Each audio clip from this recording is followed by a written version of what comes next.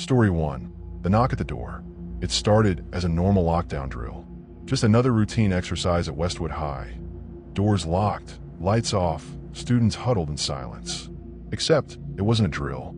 Mrs. Callahan, our history teacher, had just finished whispering instructions when the first knock came. Slow, rhythmic, right against our classroom door. Nobody moved. Nobody breathed. We all assumed it was a test, a janitor or administrator checking doors. But then we heard it. The knob twisted. Not once, not twice, but repeatedly, like someone impatiently trying to force their way in. A shiver crawled down my spine as I glanced at Mrs. Callahan. She stood frozen, her face drained of color. Then a voice. "Let me in." It was soft, pleading, but something was off. The voice was hollow, like someone trying to mimic human speech, but failing. A chill swept through the room as the knocking stopped abruptly.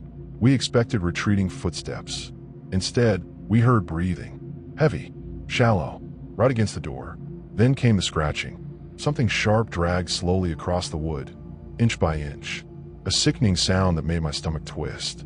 Something, was tracing along the edge of the door, feeling for a way inside. Minutes passed like hours, and then a single, blood-curdling whisper slithered through the crack. "I see you." The lights flickered. A girl in the back started to cry, and in that moment, we all realized something terrifying. Whatever was outside wasn't human. A loud crash echoed from the hallway, followed by the unmistakable sound of desks and chairs scraping against the floor. The breathing at the door stopped. For a brief moment, we thought it was over, until we saw the shadow. Through the thin strip of light at the bottom of the door, a shadow stretched long and unnatural. It moved slowly, circling the room, stopping at the windows, tapping lightly against the glass. Then, the door handle rattled violently, as if something was furious, desperate to get in. The sound was deafening in the silence. Suddenly, the PA system crackled to life. All clear. Lockdown lifted. Mrs. Callahan hesitated, her fingers trembling as she reached for the lock. She swung the door open to reveal nothing. The hallway was empty. No sign of anyone.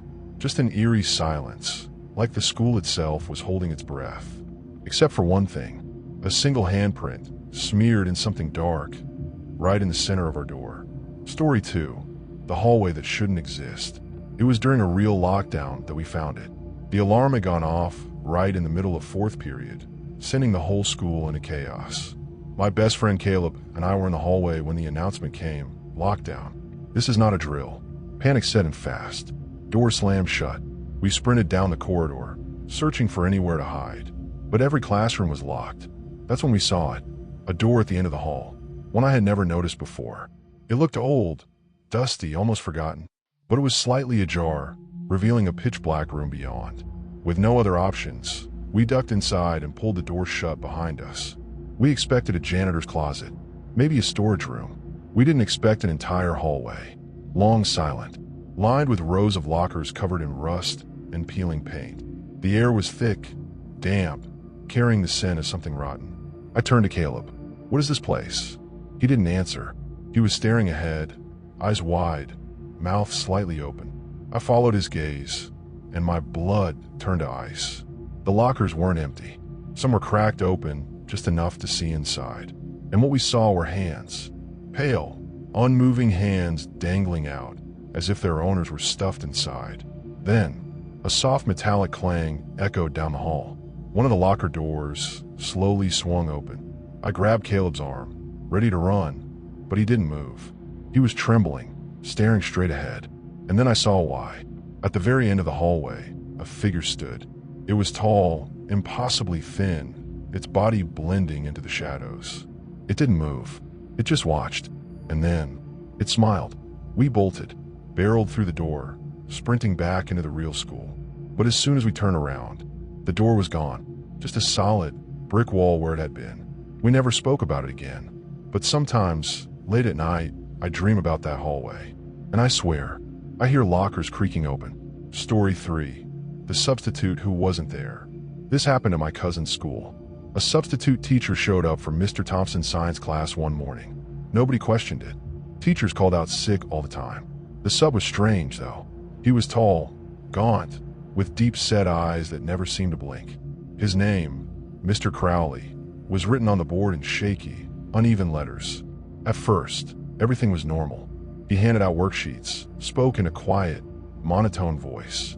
But then, things got weird. A girl named Ashley raised her hand to ask a question. Mr. Crowley didn't react, just stood there, staring at the wall. Then, without looking, he said, "Why are you asking me? You should know." Ashley blinked. "What?" He turned his head, painfully slow. "You should know." The room fell silent. Then, one by one, students started noticing something unsettling. There were no papers on his desk, no lesson plan, no ID badge, and his hands, they weren't moving. Not once had he shifted, adjusted, or even breathed deeply.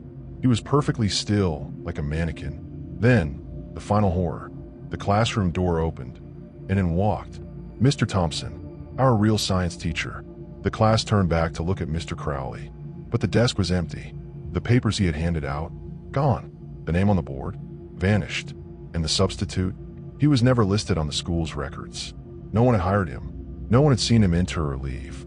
Yet every student in that room remembered his cold, empty stare.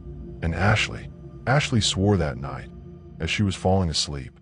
She heard his voice whisper right behind her ear, "You should know."